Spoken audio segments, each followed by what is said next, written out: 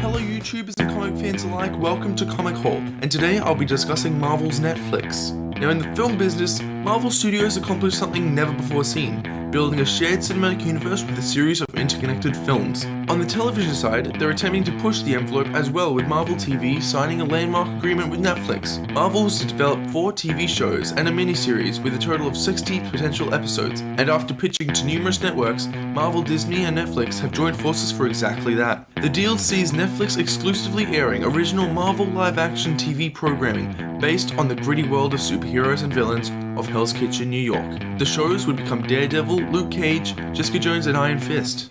These shows won't be restricted by film continuity, and on Netflix they can offer more adult-focused programming for characters and stories that may not work as well for the family-friendly ABC demographics. Starting on April 10th, 2015 was Marvel's Daredevil, lawyer by day and vigilante by night, and is one of the company's biggest names. It was a brilliant series about Matt Murdock and his path to becoming the devil of Hell's Kitchen, and unlike the kid-friendly movies starring Batman, this one goes all out with its violence, and it pulls it off so well. Charlie Cox stars as the amazing role that is Daredevil, with co-stars Deborah Ann Woll, Eldon Henson, Vincent D'Onofrio and Rosario Dawson, just to name a few. The first season contains but a man who had been training his entire life to stop the evil no one else could. That evil was the mighty Kingpin, always one step ahead of Daredevil, more hidden than the devil himself but so in the open that defeating him was nearly impossible.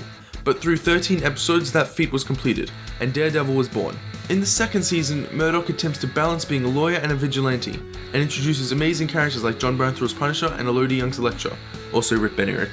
Next being released November 20th, 2015 was Marvel's Jessica Jones, and oh boy is it intense. Continuing on the tradition of too adult for movies, comes a TV show based upon the comic whose first word is f*** and uncensored. Not only that, but it was about alcoholism, sexual abuse, manipulation, and PTSD. And this is supposed to be a Disney show. It's about a young woman with amazing powers who was abducted by a sex offender with powers of mind control. Not a good pairing.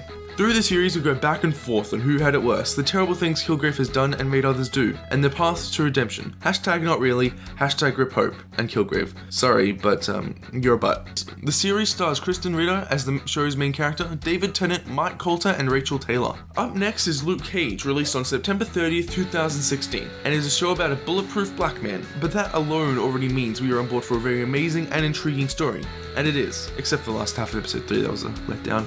This show stars Mike Coulter as Carl Lucas, better known as Luke Cage, with co-stars Simone Missick, Mahershala Ali, Rosario Dawson, and Frankie Faison, hashtag Rip Pops. Continuing, we follow Luke Cage's journey in making Harlem great again, and doing what Pops always wanted him to do, again hashtag Rip Pops. And while on this journey he gets ridiculed by people, betrayed by his families and the ones closest to him, and finding out how bulletproof Luke actually is. Spoiler alert, he is very bulletproof, as long as they don't have tiny drills and mini bombs. The next show coming out is Marvel's Iron Fist, coming out March 17, 2017. That date could differ, but until then this TV show is about Danny Rand, a child whose parents were murdered in front of him or behind him, gets trained by ancient monks and becomes their greatest warrior, the Iron Fist. He then returns to his world, which is now completely different, which is only one factor that will make this show great. The show stars Finn Jones as the mighty Iron Fist, Jessica Henwick, among other people. I don't know who's prominent enough to add to this list, but here is the whole casting thing so far. I only have high hopes for what this show will become. Up next is The Defenders, being released late 2017, further making the Netflix timeline very similar to Phase 1, with 4 heroes getting a solo run, one of them getting a sequel, then meeting up all together for a 6th installment, making it the end of a Marvel Netflix Phase 1. The Defenders consist of Daredevil, Jessica Jones, Luke Cage, and Iron Fist, but other major characters may appear, and may become future members, such as Colleen Wing, Misty Knight, Elektra, the Punisher, Hellcat, and Claire Temple being the nurse, which she explicitly stated she wanted to be. Everything had been leading up to this moment. One big example of this was the last half of Luke Cage episode 13, which was less than perfect, but for how bad it was setting up a lawsuit which Daredevil may take the case, and Claire Temple will be in Iron Fist, because 1, she's in the cast, 2, she's hinted at taking up martial arts classes by Colleen Wing, and Jessica Jones cause... yeah, that's like twice an episode. Next up is The Punisher, which may also get released in 2017 or 2018, starring John Bernthal as the character he was born to play. After the amazing response of The Punisher from Daredevil Season 2, fans and producers alike have been trying to get it to happen, and it's happening. It's said, however, that Marvel will release a Netflix show every 6 months. If Punisher comes out in 2017, then we know for a fact that the Marvel side of Netflix will be increasing, but it being released in 2018 is more likely. What else is likely to happen is Daredevil Season 3 coming out in 2018, and everything I have to say about that has already been said. And Jessica Jones has already been confirmed for a Season 2, which comes out whenever. But now, for predictions. First off, Luke Cage Season 2. Well, duh, it was an amazing show, and I doubt they'll just leave it at one season. Now, how about other characters that could get their own outing? Now, most people's requested Netflix show is Moon Knight, which is basically Marvel's Batman, but more f***ed up. His origin has to do with his soul being attached to the Egyptian god of the moon, and he has a multitude of personalities. He fits right into the city of New York as a mostly human crime fighter, but the Egyptian god thing is a little crazy. But then again, so are Norse gods, and being trained by ancient monks of an ancient city, becoming their greatest warrior and one of the greatest martial artists in the world. So I think Moon Knight will fit in just fine. Then we have another contender for fan favorites, and that's Cloak and Dagger. Both were raised in very different lifestyles, rich but ignored, and poor and regretful. They both ran away from their homes, found each other and became quick friends. Skip a few sentences and they're in an illegal human experimentation place, given powers and broke their way out. There's a link in the description for a more detailed look into their backstory, but they reside in New York and fight crime, and barely have a place to live. And since their powers reside more on the sciencey side of things, then them being in the universe isn't such a bad call. An unpopular but existent request is a spin-off show for Tristy Walker, aka Hellcat. Although she hasn't taken up the persona, Jessica Jones Season 1 hints a lot at it, and we may get it in Season 2. And if she becomes the Hellcat in Season 2 of Jessica Jones, then we may more than likely get a spin-off show for Hellcat. And my personal example is the White Tiger.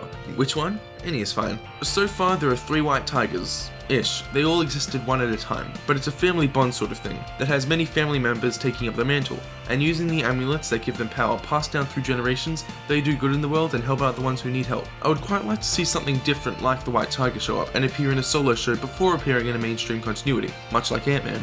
But one thing that concerns me is how they'll cross over, if they should. Infinity War is said to have over 60 characters, and for many fans, that means the Netflix shows are a definite, but that's problematic to say the least. If you've been watching the shows, you will know that they aren't taking place when they're being released, like many of the movies are. They're taking place in what seems like less than a few months, as early back as 2013. The main continuity in Marvel is taking place in real time, aka the start of 2017. Connecting them can be a real struggle, but if you pay attention to the shows, you know that they cannot take on Thanos. Listen here, they're street level heroes, and in my opinion, it should stay that way. If you look at the comics and compare to the shows, you will know that Jessica Jones can fly, and Luke Cage can definitely deflect that bullet. They're underpowered, meaning Iron Fist, the most powerful of the 4, will be heavily decreased to match the street level heroes. And according to many sources, like in the description, the often street level Spider-Man is crazy strong in the movies. He could easily take down Luke Cage, meaning he has been strengthened to hold his own against Thanos. None of these losers have a chance. I think they should just stick to ground level threats like gang leaders, mob bosses, telepathic sex offenders and ninjas. You know, ground level stuff. It is more than likely that these characters may not appear in Infinity War, because of power, timing, and to keep a story more closed and relatable and meaningful. It's better to watch something where the good guys can lose, and there are actual consequences, making the stakes higher, and the audience more tense. We know that the world won't get destroyed by Ultron or Loki or Dormammu, because they have sequels, but for smaller threats with smaller consequences, the possibilities are limited, and therefore are limitless, if you know where I'm coming from. More enclosed stories equal more impactful consequences. So let me know what you think in the comment section down below. Who do you think should get their own Netflix or appear in a Netflix show? Should the Netflix characters cross over with the movies? Let me know down below. If you want to watch our most recent video, click the video to the left. If you want to watch a video all about Luke Cage and his powers, click to the right. Subscribe for more content if you want to see more like this, and until next time, see ya.